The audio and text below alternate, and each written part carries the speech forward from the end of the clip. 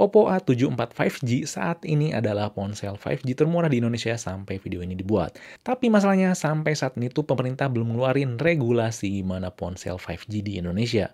Jadi apakah kita harus membeli ponsel ini karena 5G-nya atau ada alasan lain yang harus kita membuat beli ponsel ini?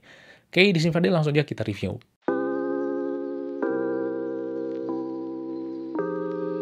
Yang pertama tuh fisiknya nggak ada yang spesial.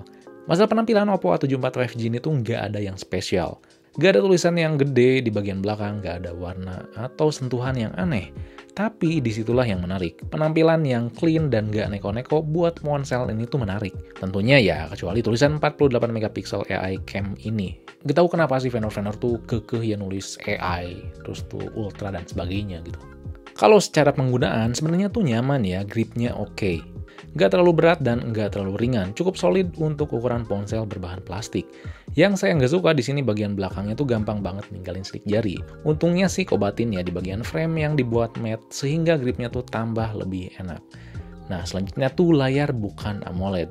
Di sini Oppo nggak sematin layar AMOLED ya, biar varian 4G-nya tuh tetap ada daya tarik ya. Emang alasan lainnya juga biar si ponsel itu lebih murah ya, tapi sebenarnya layarnya nggak sejelek yang kalian kira. Warnanya tuh bener-bener solid ya, enak dilihat dan nggak lebay warnanya. Nggak salah juga karena di sini si layar LTPS-nya tuh punya DCI P3 sampai 100%. Jadi buat editing foto atau videonya tuh hasilnya bakal akurat. Refresh rate 90Hz-nya juga saya rasa cukup sih, jarang banget ya ngalamin frame drop. Jadi implementasi antara fitur dan spesifikasi yang ada di layarnya tuh bener-bener solid ya, walaupun nggak sewah kompetitornya yang kurang lebih ada di harga segini. Selanjutnya tuh masalah penggunaan keseharian. Penggunaan keseharian dari fitur sampai spesifikasi yang adanya tuh kerasa nyaman. Tentunya di sini udah ada NFC ya yang bakal bantu kalian. Buat buka berbagai aplikasi, pindah ini dan itu kerasa nyaman banget. Kalian gak akan percaya ini tuh ponsel dengan chipset Snapdragon 400. Karena di sini Qualcomm ngebuat Snapdragon 480 tuh bener-bener nge-upgrade seri 400 yang dari dulu tuh dipandang biasa aja. Untungnya Oppo A74 5G berhasil mengeksekusi chipset ini tuh dengan baik ya. Biasanya kan ya ponsel dengan chipset Snapdragon seri 400 tuh ya gitulah ya gitu. Kalau pakai Intense tuh ya pasti nge-lag-nya tuh bukan agak sih, kerasa gitu. Tapi ini enggak. Hal ini juga dibantu dengan si ColorOS 11.1 yang semakin kerasa solid. Buat lebih agak enteng, di sini nggak dikasih Google Fit ya di home screen-nya. Padahal ya saya suka itu sih. Masalah fitur software-nya udah oke ya tentunya. Ada App Lock, Private Apps, App Cloner, dan berbagai gestur navigasi yang bisa di-custom. Lalu buat fitur kustomisasi penampilannya emang udah oke, mulai ubah aksen warna sampai bentuk icon. Cuma PR besar sih di sini masalah pilihan tema dan fontnya tuh nggak semenarik Samsung dan Xiaomi. Nah, selanjutnya kita bahas masalah pekerjaan yang intens. Tentunya chipset Snapdragon 480 tuh gak cuma enak kesehariannya aja. Buat ngegame ini di luar ekspektasi banget ya. Karena selain jenis CPU core yang beda, di sini juga GPU-nya tuh sama kayak Snapdragon 750G. Saya coba main dengan kecerahan 50%, volume 50%, dan pakai WiFi. Main PUBG Mobile dengan settingan smooth, ultra tuh nyaman ya. Frame rate-nya stabil, cukup sensitif, dan suhunya juga stabil. Kalian gak akan percaya ini kalian lagi ngegame pakai Snapdragon seri 400. Main selama 20 menit, cuma ngurangin 5% aja. Lalu saya coba Genshin Impact yang bisa dikatakan berat, apalagi untuk seukuran Snapdragon 400-an. Saya coba maksain settingan high ya. Emang di awal tuh ada peringatan, karena direkomendasinya tuh cuma low. Tapi ternyata bisa ngehandle ya si Oppo ini tuh. Emang ada lag cuma nggak ngerasa sering intens ya. Malahan nggak kayak waktu saya coba Realme 8 main Genshin Impact settingan sama, malah kerasa lebih intens si lagnya.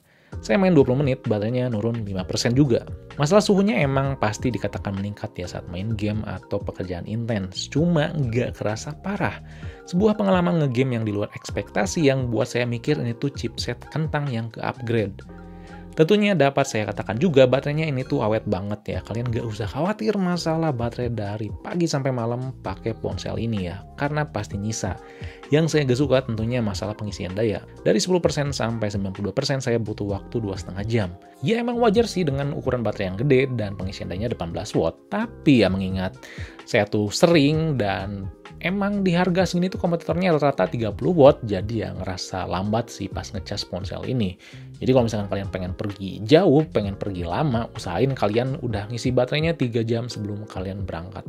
Yang kelima, kamera. Nah, buat kalian yang doyan selfie bisa dikatakan di sini, saya katakan di awal, jangan berharap lebih. Emang hasilnya tuh bagus, detail dan warnanya oke, kalau kondisi optimal. Kalau skenario kurang cahaya bakal noisy, dan kalau backlight si lensanya nggak bisa nanganin dengan baik, overexpose. Pokoknya masalah kamera depan tuh masih ditahan untuk nggak lebih dari seri Oppo Reno 5 atau 5F. Tapi buat kamera belakang ini tuh di luar ekspektasi, karena ya seperti yang kalian tahu, pemrosesan gambar tuh butuh banget bantuan chipset ya selain software, dan chipset 400-an tuh dari dulu ya be aja lah, tapi di sini enggak. Hasil kamera belakangnya tuh bakal kalian suka dibandingkan kamera depan, nggak kayak Oppo seperti biasanya. Emang masalah warna tuh nggak natural, tapi buat saya komposisinya tuh asik buat dilihat. Detailnya oke, walaupun nggak pakai banget, tapi masalah handle kontras, warna, dan dynamic range di harganya tuh ini oke banget.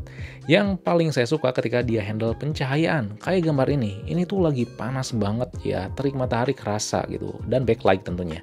Tapi setiap skenario yang kayak gini, Oppo A74 5G bisa handle-nya dengan apik. Detail objek di depannya, mau manusia atau daun, bakal kelihatan tetap jelas ya, dan background-nya nggak overexpose, tetap apik. Emang sekali lagi ya, gak akan semua suka ya dengan hasil warnanya. Dan saya termasuk yang suka natural sebenarnya, tapi ya tumben-tumbennya saya suka warna yang kayak gini ya.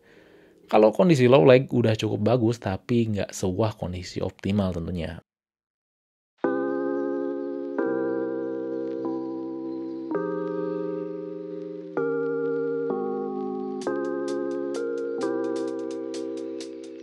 Masalah video, sayangnya emang ya mentok di 1080p kamera belakang dan depannya. Tentunya karena keterbatasan kemampuan chipsetnya ya. Nggak ada yang spesial dari videonya, detail dan warnanya standar. Yang saya suka di sektor video cuman kestabilannya aja. Ini video depan rekamannya cuma 1080p 30 fps, emang standar banget sih. Cuman kalau misalkan kita pakai jalan emang shaky dan pokoknya standar sih. Bagusan kamera depannya, belakang. Oke. Nah, yang terakhir kita bahas masalah jaringan. Seperti Oppo Reno 5 5G, opsi buat jaringan 5G-nya tuh di sini nggak ada ya, masih kekunci. Dan kalau Oppo bakal dibuka ketika emang Indonesia tuh udah dukung 5G, dan dibuka kalau regulasinya tuh bakal sesuai. Sampai video ini dibuat emang katanya regulasinya tuh hampir sama kayak ponsel 4G. Jumlah TKDN-nya katanya minimal 30%. Tapi belum ada perhitungannya bagaimana, apakah akan sama dengan 4G atau tidak. Belum ada regulasi juga gimana kalau misalkan vendor udah terlanjur ngeluarin 5G, nggak bisa memenuhi regulasi yang baru, apakah harus memenuhi suatu dokumen, ataukah emang kalau nggak bisa memenuhi udah kekunci gitu aja kayak yang dulu-dulu waktu zamannya Redmi 3 gitu, harus diutak-atik ribet dan ya nggak semua orang bisa. Tapi kabar gembiranya adalah belum lama ini udah ada TKDN buat perangkat komponen jaringan 5G, mulai dari kabel sampai komponen utamanya yang pastinya ya dari Huawei. Yang berarti emang 5G di Indonesia tuh sebentar lagi bisa dinikmati terlepas masalah jangkauan dan kuotanya ya. So, apakah ponsel itu worth it buat dibeli di tengah regulasi 5G yang belum pasti? Worth it banget. Karena menurut saya pengalaman yang diberikan di Oppo A74 5G ini tuh benar-benar di luar ekspektasi ya. Walau nggak dikasih embel-embel ponsel gaming atau ponsel performa tinggi, tapi Oppo A74 5G itu bisa ngasih di luar ekspektasi. Kalau misalkan pahitnya kalau ponsel itu nggak bisa memenuhi regulasi 5G yang baru, terus tuh 5G nggak bisa dipakai, menurut saya nggak masalah sih. Jangan takut ya, karena ini tuh udah dukung Wi-Fi 6 juga ya, jadi masih bisa nikmatin Wi-Fi dengan kecepatan 5G atau tinggi. Dan jangan khawatir ya, karena masalah tadi si pengalamannya tuh asik. Saya rasa saya nggak akan review versi 4G-nya sih, karena ngerasa udah cukup suka dengan varian ini. Tentunya catatan yang harus kalian terima di sini selain regulasi belum siap adalah masalah selfie yang B aja dan ngecasnya yang nggak bentar. Oke, jadi itu saja ya review Oppo A74 5G kali ini. Kalau misalkan ada hal yang ingin tanyakan, kalian bisa tulis komen di bawah. Dan jangan lupa juga buat like, share, subscribe Fixme, lalu nyalain lonceng notifikasi biar gak ketinggalan video berikutnya. Oke, di sini Fadil, peace out.